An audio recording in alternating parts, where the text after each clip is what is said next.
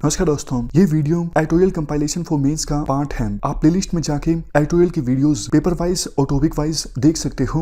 और अगर आप दिसंबर 2019 के बाद की वीडियोस को देखना चाहते हो तो वीडियो के नीचे मौजूद ज्वाइन बटन की सहायता से आप मेंबरशिप को ज्वाइन कर सकते हो। चलिए डिस्कशन स्टार्ट करते हैं। आप जीएस पेपर 3 के इस टॉपिक से आर्टिकल को रिलेट कर सकते हो।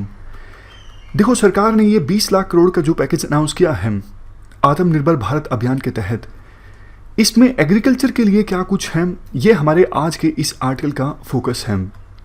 एग्रीकल्चर सेक्टर के लिए बहुत सारी अनाउंसमेंट्स हुई हैं, जैसे 1 लाख करोड़ का फंड दिया गया है agriculture cooperative societies, 10,000 crore micro food enterprises cluster based farming approach, 20,000 crore का फंड फिशरमैन के लिए यानी मछुआरों के लिए, 13,000 करोड़ का फंड कैटल बफेलो इन सब की वैक्सीनेशन के लिए, उसके बाद 15,000 करोड़ का फंड एनिमल हस्बेंड्री के लिए, 4,000 करोड़ का फंड हर्बल कल्टीवेशन के लिए, 500 करोड़ का फंड मक्खियों को पालने के लिए। देखो, ये सब तो ठीक है, सरकार ने इन सब एक्टिविटीज़ के लिए फंड अनाउंस किया, ये सब ठीक है।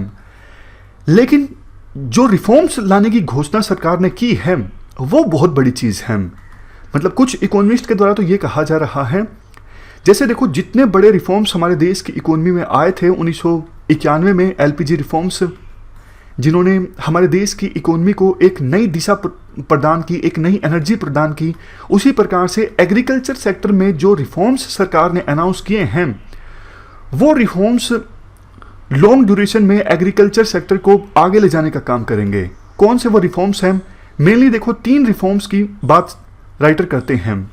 सबसे पहले एग्रीकल्चर मार्केटिंग रिफॉर्म्स है, यानी एपीएमसी एक्ट में बदलाव लाने का सरकार ने जो अनाउंसमेंट की है। दूसरे नंबर पर एसेंशियल कमोडिटीज एक्ट में रिवैम्प करने की सरकार ने बात कही है। और सबसे लास्ट में कॉन्ट्रैक्ट फार्मिंग के लिए एक बेसिक लीगल फ्रेमवर्क सुनिश्चित किया जाएगा। तो इन तीनों अनाउंसमेंट्स को हम एक एक करके डिस्कस करते हैं और ये भी डिस्कस करेंगे कि ये आखिरकार क्यों जरूरी थी। सबसे पहले बात करते हैं एसेंशियल कमोडिटीज एक्ट 1995 की, नहीं 1955 की। इसमें देखो, प्रोविजन ये था 6 तरह की कमोडिटीज, जैसे cereals, edible oils, oil seeds, pulses, onion and potato, इनको स्टॉक करने पर लिमिट थी। जैसे एक नॉन टेक्निकल एग्जांपल समझिए, आप 100 टन से ज़्यादा प्याज को स्टोर करके नहीं रख सकते, आप 50 टन से ज़्यादा पल्सेस आपके गोडाउन में स्टोर करके नहीं रख सकते। तो इस प्रकार की सरकार ने लिमिट लगाई हुई थी। और लिमिट क्यों लगाई गई थी? सिंपल सी बात है कि सरकार चाहती थी कि ऐसा ना हो कि जमाखोरी हो जाए इन चीज़ों की, मतलब मार्केट में कमी हो और किसी ट्रेडर ने बहुत ज़्यादा पल्सेस का या फिर सीरियल्स का स्टॉक करके रखा हो। तो इसलिए सरकार ने ये लिमिट लगा के रखी थी एसेंशियल कमोडिटीज एक्ट के अंतर्गत। लेकिन राइटर ये कहते हैं कि भैया, अब हालात चेंज हो चुके हैं। ये एक्ट जब आया था उस समय हमारे देश में इनफ फूड ग्रेन नहीं था। इस एक्ट का ओरिजिन है डिफेंस ऑफ इंडिया रूल्स 1943 में। 1943 में हमारे देश में एक बहुत ही भयंकर फेमिन आया था, अकाल आया था, जिसमें लाखों लोगों की डेथ हो गई थी। तो वहाँ से ये एक्ट ओरिजिनेट होता है।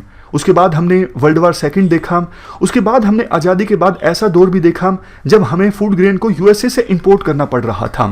तो उस समय की सिचुएशन में ये एक्ट जरूरी था। लेकिन आज हालात चेंज हो चुके हैं।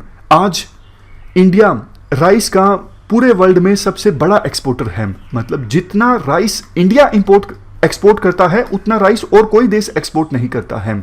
इंडिया आज के समय में सेकेंड लार्जेस्ट प्रोड्यूसर है व्हीट और राइस का, चाइना के बाद। मतलब अब फूड ग्रेन्स की हमारे देश में कमी नहीं है, समझ गए? तो आज के समय में ये जो एक्ट है एसेंशियल कमोडिटीज एक्ट, ये एक बड़ी रुकावट है एक्सपोर्टर्स के लिए भी, फार्मर्स के लिए भी और कंज्यूमर्स के लिए भी। एक्सपोर्टर्स के लिए किस प्रकार से फायदा होगा, ये तो देखो सीधा सीधा लॉजिक है। आप स्टोर करके रखोगे तभी तो सिचुएशन को देखते हुए जल्दी से एक्सपोर्ट कर सकोगे ना। आपने स्टोर करके ही कुछ नहीं रखा तो एक्सपोर्ट आप कैसे करोगे? फार्मर्स और कंज्यूमर्स के लिए क्या फायदा होगा एसेंशियल कमोडिटीज एक्ट में रिवैम्प का? देखो, मैं आपको बताता हूं। काफी बार क्या होता है, एकदम से ग्लट आ जाता है। मतलब फसल की जो पैदावार है किसी सीजन में बहुत ज़्यादा हो जाती है। तो ऐसी सिचुएशन में मार्केट फोर्सेस क्या कहती हैं, अगर किसी चीज़ की सप्लाई ज़्यादा होगी तो फिर डिमांड कम होगी, यानी उस चीज़ के जो रेट हैं वो कम होंगे। लेकिन अगर इस एक्ट में रिवैम्प किया जाएगा, ट्रेडर्स के पास आज़ादी होगी स्टोर करने की, तो ट्रेडर्स थोड़ा महंगे दाम में भी खरीद लेंगे। उन्हें लगेगा चलो कोई बात नहीं, अभी थोड़ा ज़्यादा पैसा दे देते हैं, स्टोर कर लेंगे और बाद में मार्केट में जब अवेलेबिलिटी कम हो जाएगी तब बेच देंगे। अगर देखो ट्रेडर्स के पास स्टोर करने की आज़ादी नहीं होगी तो ट्रेडर भी किसान को बोलेंगे ना कि भैया हम तो इतना रुपया देंगे, कम ही रुपया देंगे, हम ज़्यादा नहीं देंगे आपको, क्योंकि हम क्या करेंगे इस फसल का, हम तो स्टोर तो नहीं कर सकते ना, इसलिए आपकी फसल हमारे लिए कोई काम की नहीं रहेगी, इसे हमें तुरंत बेचना होगा। तो इसलिए स्टोर करके अगर रखेंगे तो इसका किसानों को भी फायदा होगा, उनको उनकी फसल के ठीक ठाक दाम मिल जाएंगे। और कंज्यूमर्स को क्या फायदा होगा, कंज्यूमर्स को देखो फायदा ये होगा, जैसे ही मार्केट में जैसे प्याज की कीमत काफ़ी बार बहुत बढ़ जाती है, तो उस सिचुएशन में जिन ट्रेडर्स ने प्याज को स्टोर करके रखा होगा वो जल्दी से अपने प्याज को बाहर निकालेंगे, उन्हें थोड़ा सा महंगे दाम में बेचेंगे और प्याज की जो कीमत है वो स्टेबलाइज हो जाएगी। तो सबको फायदा होगा एसेंशियल कमोडिटीज एक्ट को रिवैम्प करने से। अब दूसरे नंबर पर हम बात करते हैं एपीएमसी एक्ट की। एपीएमसी एक्ट में देखो प्रोविजन ये था कि किसान अपनी फसल को सिर्फ मंडी में बेच सकता है, बाहर नहीं बेच सकता मंडी के। जैसे कोई किसान है रामलाल के एरिया में जो मंडी है वहीं पर रामलाल को अपनी फसल लेके आनी पड़ेगी उसी मंडी में। ऐसा नहीं कि रामलाल अपने ही गांव में किसी पर्सन को डायरेक्टली अपनी फसल बेच दे, नहीं, ये कानून के खिलाफ था। इवन अगर देखो रामलाल के पास 2 मंडीज हैं, एक दूसरे स्टेट में है और एक उसके अपने स्टेट में है। अब है ऐसा कि रामलाल के स्टेट में जो मंडी है वो रामलाल के खेत से 10 किलोमीटर दूर है और दूसरे स्टेट में जो मंडी है वो रामलाल के खेत से सिर्फ 2 किलोमीटर दूर है। तो रामलाल को अपने ही स्टेट में जो मंडी है जो ज़्यादा किलोमीटर दूर है वहां पर अपनी फसल को बेचने के लिए लाना होगा। ये सब प्रोविजंस थे एपीएमसी एक्ट में। अब देखो ये काफ़ी खराब था, मतलब बहुत सारे प्रोविजंस एपीएमसी एक्ट में किसानों के अगेंस्ट थे, कंज्यूमर्स के भी अगेंस्ट थे। जैसे किसान को अपनी फसल में निश्चित रूप से मंडी में लाना पड़ता था, आड़ती को बेचना पड़ता था, किसान को अपनी फसल के उचित दाम नहीं मिल पाते थे। तो क्योंकि बहुत बार जो ये मंडी में आड़ती होते हैं, ट्रेडर्स होते हैं, वो आपस में कार्टेल बना लेते हैं कि हम किसानों से उनकी फसल को इससे ज़्यादा दामों में नहीं वसूलेंगे। अब किसान को मजबूरी में अपनी फसल उस दाम पे बेचनी पड़ती है। इवन मंडी में फसल लाने पर किसानों को अच्छी खासी फीस भी देनी पड़ती है। काफ़ी सारी स्टेट गवर्नमेंट से एपीएमसी मार्केट में सेस भी लगाती हैं, आड़ती भी एक बड़ा कमीशन खा जाते हैं। तो इससे नुकसान काफ़ी होता है किसानों को। मतलब सिचुएशन ऐसी हो जाती है कि सारा मुनाफा बिचौलिए खा जाते हैं, ना तो किसान को उसकी फसल के उचित दाम मिलते हैं और ना ही कंज्यूमर्स को सस्ती क्रॉप्स मिलती हैं। लेकिन अब एपीएमसी एक्ट में बदलाव करने की बात सरकार ने कही है। प्रोविजन ये होगा अब कि किसान अपनी फसल को कहीं पर भी बेच सकेंगे, कोई ज़रूरी नहीं कि उन्हें अपनी फसल मंडी में लेकर आनी पड़ेगी। उन्हें लगता है कि मार्केट में कोई कंज्यूमर उनकी फसल को ज़्यादा दाम पर खरीदने के लिए तैयार है तो वो डायरेक्टली अपनी फसल को बेच सकेंगे। इवन इंटरस्टेट ट्रेड पर भी बैरियर नहीं होगा। पहले काफ़ी बार स्टेट गवर्नमेंट से इस प्रकार की रोक लगा देती थी कि हमारी ये फसल जो है, फॉर एग्जांपल आलू जो है वो दूसरे स्टेट में नहीं जाएगा। पश्चिम बंगाल सरकार के द्वारा इस प्रकार की रोक लगाई गई थी कि उड़ीसा में किसान अपना आलू नहीं बेच सकेंगे। तो ये सब डिसीजंस भी अब स्टेट गवर्नमेंट्स के द्वारा नहीं लिए जा सकेंगे। जहां किसान अपनी फसल बेचना चाहें वहीं बेच सकेंगे अपनी फसल को। अब बात करते हैं तीसरे रिफॉर्म की, जो कि है कॉन्ट्रैक्ट फार्मिंग के लिए लीगल फ्रेमवर्क से संबंधित। सरकार ने यह कहा है कि हम कॉन्ट्रैक्ट फार्मिंग के लिए एक लीगल फ्रेमवर्क तैयार करेंगे। ये देखो बहुत इंपॉर्टेंट अनाउंसमेंट है, क्योंकि अगर कॉन्ट्रैक्ट फार्मिंग हमारे देश में होती है तो इससे किसानों को बहुत ज़्यादा फायदा होता है। क्यों? हम बेसिक्स के साथ डिटेल से डिस्कस करते हैं। कॉन्ट्रैक्ट फार्मिंग की टेक्निकल डेफिनेशन स्क्रीन पे आप देख सकते हो, लेकिन टेक्निकल डेफिनेशन को समझने से पहले एक एग्जांपल की सहायता से मैं आपको कॉन्ट्रैक्ट फार्मिंग के बारे में बताता हूँ। बेसिक कंसेप्ट आखिरकार है क्या। देखो, एक किसान आलू की खेती करता है और अच्छे से आलू की फसल पककर तैयार हो जाती है। किसान उस फसल को बेचने के लिए जाता है मार्केट में। मार्केट में क्या पाता है कि आलू की फसल की सप्लाई इस बार काफी ज्यादा है, तो बहुत कम दामों पर किसान अपनी आलू की फसल को बेच पाता है। यानी जिस लागत से किसान ने आलू की फसल को उगाई, उससे भी कम दाम मिल रहे हैं किसान को उस आलू की फसल के। तो किसान निराश हो जाता है कि मैंने इतनी मेहनत से आलू की फसल उगाई, लेकिन फिर भी मुझे उचित दाम नहीं मिल पा रहे हैं। और इवन देखो, इस सिचुएशन में मैकडोनल्ड जैसी कंपनीज या फिर वो कंपनीज जो बर्गर वगैरह बेचती हैं, उनको फायदा हो गया। उनको फायदा हो गया क्योंकि मार्केट में इस बार आलू की फसल के दाम काफी कम हैं, तो इसलिए मैकडोनल्ड जैसी कंपनीज को फायदा हो गया। अब दूसरा केस देखिए। दूसरा केस ये है कि अच्छे से किसान ने आलू की फसल को तैयार कर दिया और किसान उस आलू की फसल को बेचने के लिए मार्केट में जाता है। और मार्केट में इस बार आलू की फसल कम हुई है क्योंकि किसान को बहुत ज्यादा मुनाफा हो रहा है और बहुत महंगे दामों पर किसान अपनी आलू की फसल को बेच पा रहा है। किसान खुश है। लेकिन मैकडोनल्ड जैसी कंपनीज या फिर दूसरी कंपनीज जो बर्गर बनाती हैं, वो खुश नहीं है। वो क्यों खुश नहीं है? क्योंकि उनको बहुत महंगा आलू मार्केट से खरीदना पड़ रहा है। तो ऐसी सिचुएशन में जो मैकडोनल्ड जैसी कंपनीज हैं, उनको बर्गर बनाने में लागत ज्यादा आएगी, उनका प्रॉफिट कम हो जाएगा। तो कभी मैकडोनल्ड जैसी कंपनीज परेशान, कभी किसान परेशान। किसकी वजह से? मार्केट की वोलेटिलिटी की वजह से। कभी आलू के दाम कम, कभी आलू के दाम ज्यादा। तो ऐसी सिचुएशन को अवॉइड करने के लिए बायर और सेलर यानी मैकडोनल्ड की कंपनी और किसान आपस में एग्रीमेंट साइन करेंगे। मैकडोनल्ड वाली कंपनी किसान को बोलेगी कि भैया आप इतना आलू हमें दे दीजिएगा नवंबर के महीने में, और उस आलू की क्वालिटी इतनी होनी चाहिए और हम इस दाम पर आपका आलू खरीद लेंगे। फिर से बोलता हूं, कॉन्ट्रैक्ट फार्मिंग में क्या होता है, पहले से एग्रीमेंट हो जाता है बायर और सेलर के बीच। यहां पे फॉर एग्जांपल मैकडोनल्ड की कंपनी और उस किसान के बीच जो आलू उगाता है, मैकडोनल्ड की कंपनी किसान को बोलती है कि आप हमें 1000 किलो आलू दीजिएगा नवंबर के महीने में इस क्वालिटी का, और हम आपके 1 किलोग्राम आलू को 15 रुपए के हिसाब से परचेज करेंगे। तो ऐसी सिचुएशन में क्या होगा? ऐसी सिचुएशन में देखो किसान खुश है। क्यों?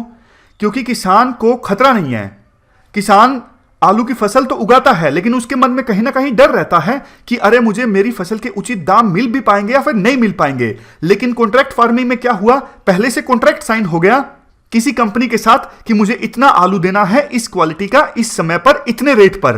तो किसान के मन में वो शंका खत्म हो गई, वो डर खत्म हो गया कि मेरी फसल के मुझे उचित दाम मिलेंगे या फिर नहीं मिलेंगे। तो किसान को फायदा है। और मैकडोनल्ड की कंपनी को क्या फायदा है? देखो, मैकडोनल्ड की कंपनी को यह फायदा है क्योंकि मार्केट में वोलेटिलिटी की वजह से कभी उसे आलू महंगा मिल पाता था, कभी सस्ता मिल पाता था, कभी स्पेसिफिक क्वालिटी वाला आलू नहीं मिल पाता था, कभी इस स्पेसिफिक समय पे आलू नहीं मिल पाता था। तो मैकडोनल्ड की सरदर्दी भी खत्म हो गई क्योंकि उसने अब किसान के साथ एग्रीमेंट साइन कर लिया कि इस डेट पे इतनी क्वालिटी का इतना आलू मुझे चाहिए इस रेट पे। तो मैकडोनल्ड को भी फायदा है कॉन्ट्रैक्ट फार्मिंग से और किसान को भी फायदा है। तो ये पूरा कॉन्सेप्ट हमने डिस्कस किया कॉन्ट्रैक्ट फार्मिंग के बारे में। होता क्या है, पहले से जो बायर है वो सेलर के साथ एग्रीमेंट साइन कर लेता है कि मुझे आप अपने प्रोडक्ट को प्रोवाइड कीजिएगा इतनी क्वांटिटी में, इस क्वालिटी का, इस समय पर, इतने रेट पर हम आपसे ये खरीदेंगे। तो फसल को उगाने से पहले ही कॉन्ट्रैक्ट साइन हो जाता है। तो इससे दोनों को फायदा होता है, बायर को भी और सेलर को भी। तो ये हमने बेसिक कंसेप्ट जाना कॉन्ट्रैक्ट फार्मिंग का। अब देखो, काफी बार ऐसा भी होता है कॉन्ट्रैक्ट फार्मिंग में जो बायर है वो सेलर को मदद भी करता है। वही एग्जांपल लीजिए, मैकडोनल्ड कंपनी का कॉन्ट्रैक्ट साइन हुआ है किसान के साथ। किसान का नाम है राम सिंह। अभी महीना है जून का। मैकडोनल्ड कंपनी और राम सिंह के बीच एग्रीमेंट साइन होता है कि राम सिंह मैकडोनल्ड कंपनी को नवंबर के महीने में 1000 किलो आलू देगा इस क्वालिटी का, और इस रेट पर, रेट भी तय होगा 1 किलोग्राम 15 रुपए के हिसाब से। तो अभी जून है, आलू की खेती स्टार्ट हुई है। मैकडोनल्ड कंपनी राम सिंह को मदद करेगी, अच्छी क्वालिटी के बीज भी प्रोवाइड करेगी और क्रेडिट भी दिया जा सकता है, मतलब पैसे भी उधार दिए जा सकते हैं। जो भी मदद चाहिए राम सिंह को वो मदद भी करेगी मैकडोनल्ड की कंपनी राम सिंह को। काफी बार ऐसा भी होता है लेकिन हर केस में नहीं होता। कहने का एसेंस ये हुआ कि कॉन्ट्रैक्ट फार्मिंग में काफी बार जो बायर है वो सेलर को मदद भी करता है अच्छी क्वालिटी की फसल को उगाने में। अब हम एडवांटेजेस डिस्कस करते हैं कॉन्ट्रैक्ट फार्मिंग के। देखो, सबसे बड़ा एडवांटेज है producers can reduce the market risk. मतलब जो किसान है उसका रिस्क खत्म हो गया। जो डर रहता है किसान के मन में कि मार्केट अगर वोलेटाइल हो गई, सप्लाई ज्यादा हो गई तो उसको उसकी फसल के उचित दाम नहीं मिलेंगे, तो मार्केट रिस्क किसान का कम हो जाता है, प्रोड्यूसर का कम हो जाता है। Next, post harvest loss can be reduced. देखो, जैसे ही किसान की आलू की फसल पक के तैयार हुई, उसी समय मैकडोनल्ड वाले ले गए उस आलू की फसल को। किसान की चिंता खत्म हो गई कि मुझे आलू की फसल कहीं पे स्टोर करके रखनी है या फिर कुछ ऐसा करना है, क्योंकि देखो बहुत सी क्रॉप्स ऐसी होती हैं जिनकी शेल्फ लाइफ काफी कम होती है। जल्द से जल्द उन्हें या तो यूज में नहीं लाया गया या फिर कोल्ड स्टोरेज में नहीं रखा गया तो वो खराब हो जाती हैं वो फसलें। मतलब पेरिसेबल जो आइटम्स हैं उनको जल्द से जल्द डील करना पड़ता है उनके साथ। तो किसान पहले से कॉन्ट्रैक्ट फार्मिंग के थ्रू एग्रीमेंट साइन कर लेता है कंपनीज के साथ, तो पोस्ट हार्वेस्ट लॉसेस कम से कम हो जाते हैं। फसल जैसे ही पक के तैयार होती है उसके बाद जिम्मेदारी स्टार्ट हो जाती है उन कंपनीज की जिन्होंने किसान के साथ एग्रीमेंट साइन किया है। नेक्स्ट है technology can be transfer to the producers. Technology transfer की जा सकती है, जैसा हमने डिस्कस किया कि कॉन्ट्रैक्ट फार्मिंग में काफी बार जो बायर है वो सेलर को मदद भी देता है, क्रेडिट की, इनपुट्स की, अच्छी टेक्नोलॉजीज की। तो ये भी एक फायदा हो जाता है किसान को कि उसे अच्छी टेक्नोलॉजी मिल जाती है। Next, contract serve as a security for increased access to credit. वही बात कि काफी बार जो प्रोड्यूसर्स हैं उनको क्रेडिट भी मिल जाता है बायर्स की तरफ से, तो इसलिए वो ज्यादा अच्छे से खेती कर पाते हैं।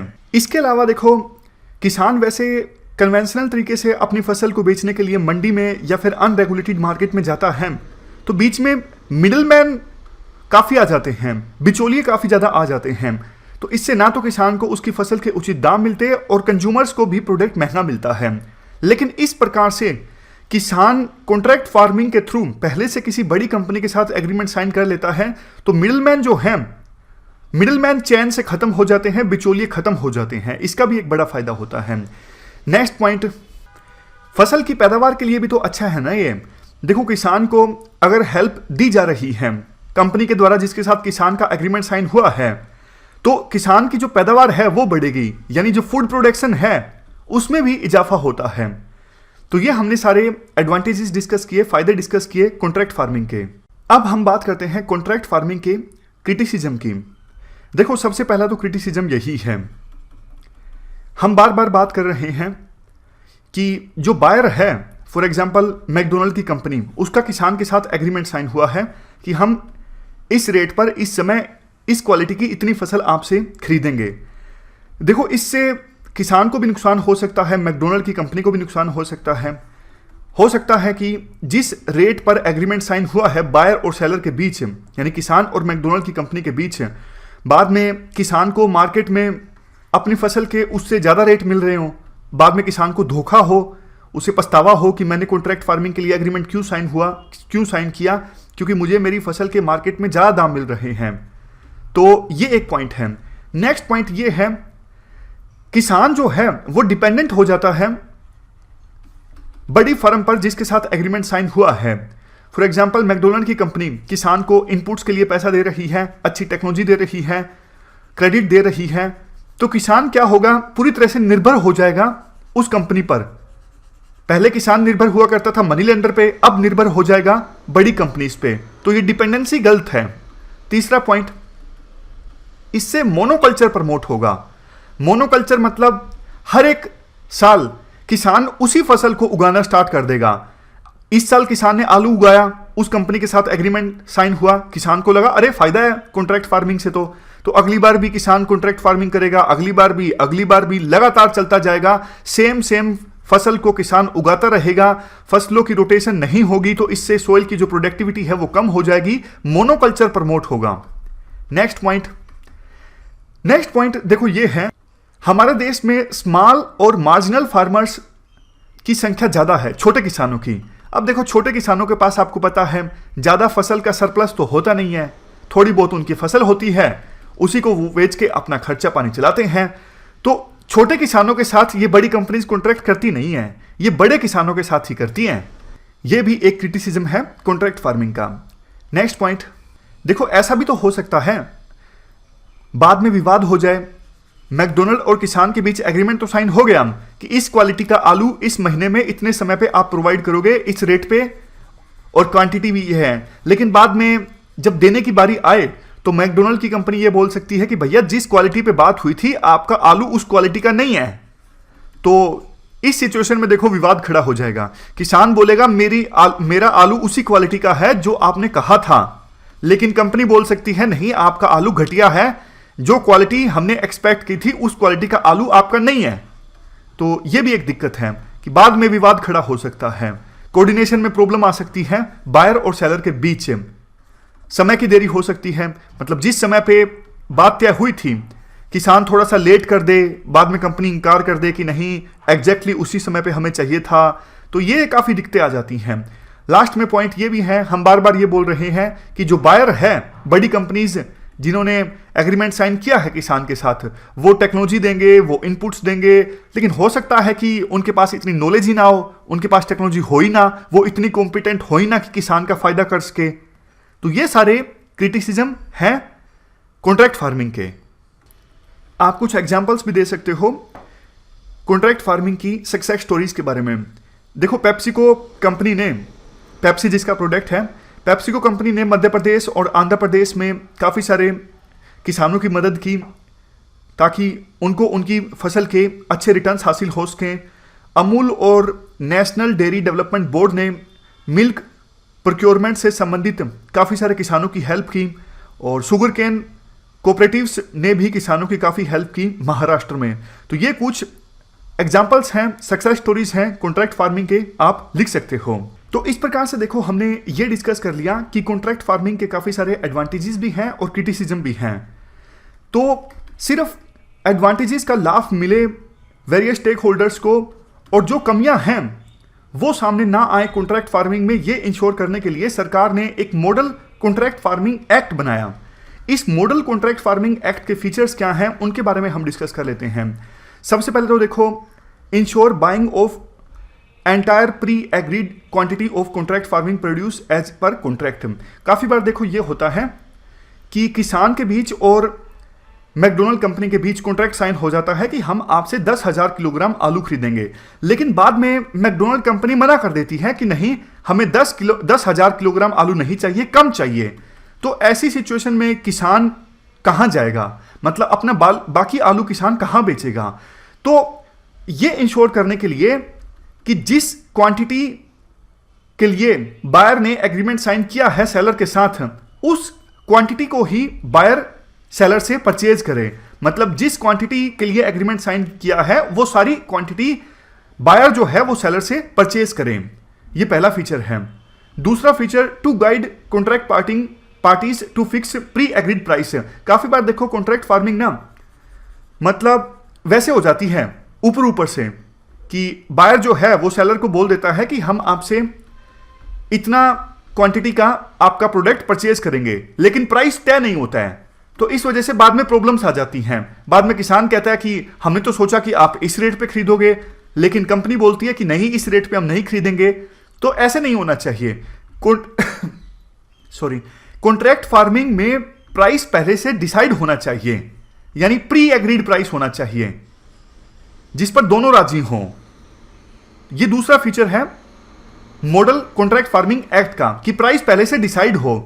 सिर्फ ऊपर ऊपर से ऐसा नहीं कि हम आपसे इतना परचेज करेंगे और प्राइस के बारे में कोई डिस्कशन हो ही ना, तो बाद में जब एग्रीमेंट को पूरा करने की बारी आएगी तो बाद में दोनों के बीच विवाद हो सकता है, इसलिए प्राइस पहले से डिसाइड हो। नेक्स्ट, अगर देखो मार्केट में वोलेटिलिटी आ जाती है बहुत ज्यादा, जिस प्राइस पे तय हुआ था सौदा उससे प्राइस बहुत ज्यादा बढ़ जाता है या फिर बहुत ज्यादा घट जाता है, तो ऐसी सिचुएशन में दोनों के दोनों बायर और सेलर कुछ प्री एग्रीड प्राइस को चेंज कर सकते हैं जिससे दोनों को फायदा हो, किसान को भी फायदा हो और मैकडोनल्ड कंपनी को भी फायदा हो, यानी बायर को भी फायदा हो, सेलर को भी फायदा हो। इस प्रकार से एग्रीमेंट में थोड़ा बहुत बदलाव लाया जा सकता है। यहां पे देखो वायलेंट मूवमेंट जब प्राइस में हो जाती है तो प्री एग्रीड प्राइस को इस प्रकार से चेंज किया जाए मार्केट प्राइस के हिसाब से, ताकि दोनों के लिए विन विन एग्रीमेंट हो, मतलब दोनों के लिए फायदे का सौदा हो। अगर देखो जो बायर है वो अड़ जाता है कि नहीं हमारा ये रेट तय हुआ था, आप इसी पे बेचिए, तो किसान को भी नुकसान हो सकता है अगर रेट बहुत ज़्यादा बढ़ गया है। और अगर रेट बहुत ज़्यादा कम हो गए हैं तो फिर ऐसी सिचुएशन में जो बायर है वो भी बोल सकता है कि देखो हमारा जो प्राइस है वो ये एग्री हुआ था, लेकिन अभी तो मार्केट प्राइस है बहुत ज़्यादा कम हो गया है, तो इस वजह से हम थोड़ा सा प्राइस आपको कम देंगे। तो दोनों में फ्लेक्सिबिलिटी होनी चाहिए, मार्केट प्राइस के हिसाब से प्री एग्रीड प्राइस को चेंज कर देना चाहिए ताकि दोनों के लिए फायदे का सौदा हो। नेक्स्ट है, देखो ये इंश्योर करने के लिए कि कॉन्ट्रैक्ट फार्मिंग ज्यादा से ज्यादा हो, विलेज लेवल पे फैसिलिटेशन ग्रुप सरकार के द्वारा इस्टेब्लिश किए जाएं। समझ गए? मतलब किसान को पता नहीं होता कि हम कौन सी कंपनी के साथ एग्रीमेंट साइन करें, किसके साथ हम कॉन्ट्रैक्ट फार्मिंग करें, तो इसलिए विलेज लेवल पे फैसिलिटेशन ग्रुप होंगे। तो ये फैसिलिटेशन ग्रुप्स कॉन्ट्रैक्ट फार्मिंग के एग्रीमेंट को फैसिलिटेट करवाएंगे, मतलब हेल्प करेंगे किसानों की कि आप इस कंपनी के साथ कॉन्ट्रैक्ट फार्मिंग का एग्रीमेंट साइन कर लीजिए। तो ये भी एक फीचर है मॉडल कॉन्ट्रैक्ट फार्मिंग एक्ट का।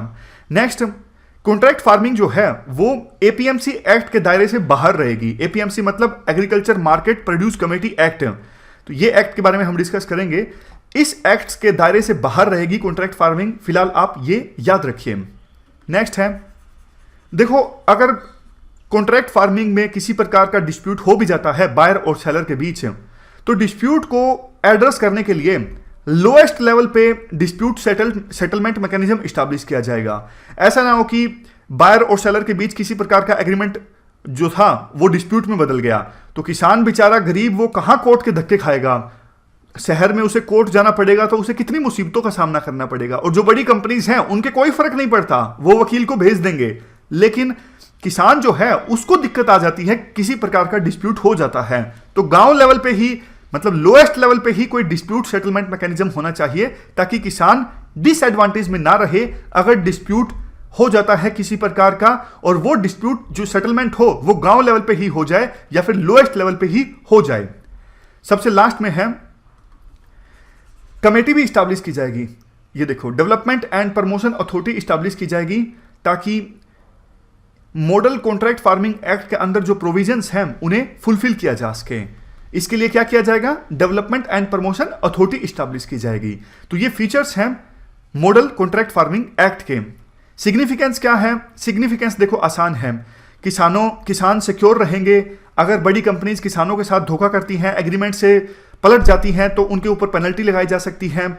और जो क्रिटिसिज्म था कि 70% किसान जो है वो स्मॉल है, मार्जिनल है, उन स्मॉल मार्जिनल फार्मर्स को एकजुट करने के लिए फार्मर प्रोड्यूस ऑर्गेनाइजेशंस एस्टैब्लिश की जाएंगी ताकि ना सिर्फ बड़े किसानों को फायदा हो कॉन्ट्रैक्ट फार्मिंग का, बल्कि छोटे और मंझले किसानों को भी फायदा हो। ग्रोअर्स को फायदा होगा क्योंकि उन्हें इनपुट मिलेंगे, क्रेडिट मिलेंगे, जो सारे फायदे हमने पहले डिस्कस किए थे।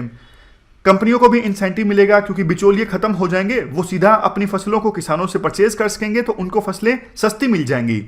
नेक्स्ट लास्ट पॉइंट सिग्निफिकेंस का ये है, देखो ना सिर्फ हमारे देश की कंपनीज बल्कि किसान कॉन्ट्रैक्ट फार्मिंग की सहायता से अपने प्रोड्यूस को विदेशों में भी भेज पाएंगे, तो ग्लोबल सप्लाई चेन से हमारे देश के किसान जुड़ जाएंगे। ये भी फायदा होगा मॉडल कॉन्ट्रैक्ट फार्मिंग एक्ट का।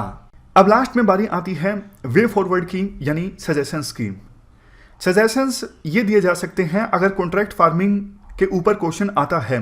वैसे तो देखो, जैसा पहले भी हमने ये बात डिस्कस की है कि प्रॉब्लम्स आपको पता हो तो सॉल्यूशन तो आप आसानी से लिख सकते हो किसी भी चीज़ के, लेकिन ये कुछ अलग सॉल्यूशंस हैं।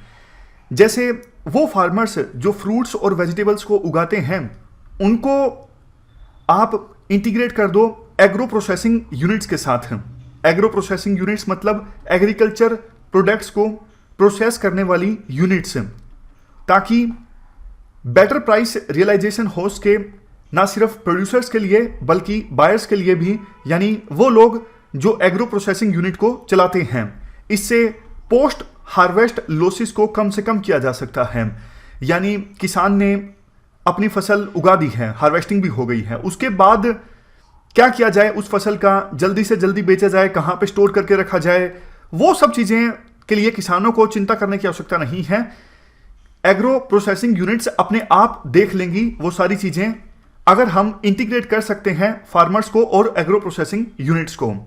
नेक्स्ट पॉइंट, देखो बहुत बार किसान ना कॉन्ट्रैक्ट फार्मिंग एग्रीमेंट साइन करते नहीं है क्योंकि किसानों को ना विश्वास नहीं होता बड़ी कंपनीज पर, किसानों को विश्वास नहीं होता ब्यूरोक्रेट्स पे, किसानों को विश्वास नहीं होता सरकार पे। इसलिए किसानों को यह लगता है अरे भैया कहीं एग्रीमेंट साइन कर लिया बाद में फंस गए फिर, तो ये जो ट्रस्ट डेफिसिट है इसे कम करना होगा। नेक्स्ट, कॉन्ट्रैक्ट इन्फोर्समेंट के लिए कोई क्वेसी जुडिशियल सिस्टम होना चाहिए ताकि किसान का डर खत्म हो जाए और कॉन्ट्रैक्ट्स का इन्फोर्समेंट आसानी से हो जाए। Next, collect no taxes from food processors. अगर देखो वो कंपनीज जो किसानों के साथ कॉन्ट्रैक्ट फार्मिंग से संबंधित एग्रीमेंट साइन करते हैं उनसे सरकार कोई टैक्स ना ले, उनको सरकार ये बोले कि भैया आप रूरल इंफ्रास्ट्रक्चर में इन्वेस्ट कीजिए, आप किसानों की वेलफेयर के लिए काम कीजिए। नेक्स्ट पॉइंट, अगर देखो एग्रीकल्चर से संबंधित कोई इनपुट्स या फिर इक्विपमेंट्स बाहर से इंपोर्ट किए जाते हैं और उन इक्विपमेंट्स का या फिर इनपुट्स का इस्तेमाल किया जाता है कॉन्ट्रैक्ट फार्मिंग से संबंधित एग्रीमेंट में, तो उन इनपुट्स पर इंपोर्ट ड्यूटी ना लगे, उन इक्विपमेंट्स पर इंपोर्ट ड्यूटी ना लगे अगर उन इक्विपमेंट्स को, उन इनपुट्स को इस्तेमाल किया जाना है कॉन्ट्रैक्ट फार्मिंग में, तो इससे भी कॉन्ट्रैक्ट फार्मिंग को इंसेंटिवाइज किया जा सकता है। तो ये हमने कुछ सजेशंस भी डिस्कस किए हैं। इस प्रकार से हमने कॉन्ट्रैक्ट फार्मिंग के टॉपिक को डिटेल से डिस्कस कर लिया है। फिलहाल इस डिस्कशन में इतना ही है। Thank you very much for discussion.